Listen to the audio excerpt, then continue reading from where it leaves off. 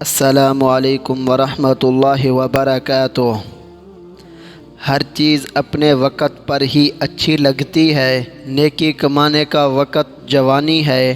افسوسناک بات ہے کہ ہم نیکی اس وقت کرتے ہیں جب برائی کے قابل نہیں رہتے۔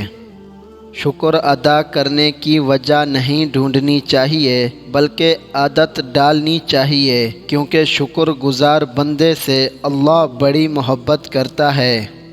کچھ راتیں اس لیے بھی نیند سے خالی ہوتی ہیں کیونکہ اللہ چاہتا ہے میرا بندہ مجھ سے باتیں کرے۔ اولاد کی خاطر کسی کا حق نہ کھاؤ۔ اولاد قابل ہوئی تو خود کما لے گی اور نالائق ہوئی تو آپ کا بنایا بھی ضائع کر دے گا۔ آپ کسی کو بھی زبردستی دو کاموں کے لیے مجبور نہیں کر سکتے، ایک محبت اور دوسرا عبادت، کیونکہ دونوں کا تعلق دل اور روح سے ہوتا ہے۔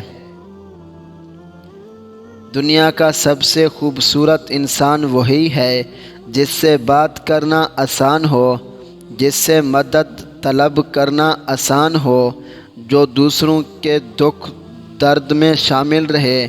اگر آپ ایسے انسان ہیں تو یقین جانیں اللہ نے آپ کو خاص بنایا ہے۔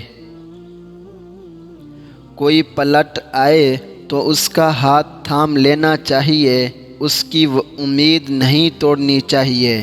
کسی کی امید قائم رکھنا اللہ کی صفت ہے، اللہ بھی تو یہی کرتا ہے۔ حسد کا کوئی فائدہ نہیں، بلندیاں خدا کی ذات دیتی ہے۔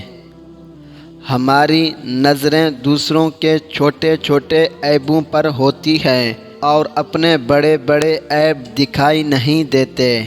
اپنے بدن پر سانپ بچھو لٹکا رہے ہیں، ان کی پرواہ نہیں اور دوسروں کی مکھی اڑانے کی فکر میں ہیں۔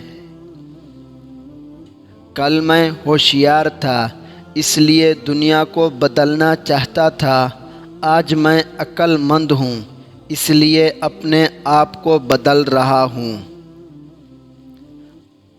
روئے زمین پر اکثریت میں ایسے لوگ ہیں جو دکھ، تکلیف، اذیت، فریب اور دھوکہ تو انسان کو دیتے ہیں اور معافی اللہ تعالیٰ سے مانگتے ہیں۔ اپنا کردار بنانے میں اتنا مشغول ہو جائیں کہ دوسروں پر تنقید کرنے کا وقت ہی نہ ملے۔ فطرت کا تقاضا ہے کہ انسان جنت بھی چاہتا ہے اور مرنا بھی نہیں چاہتا۔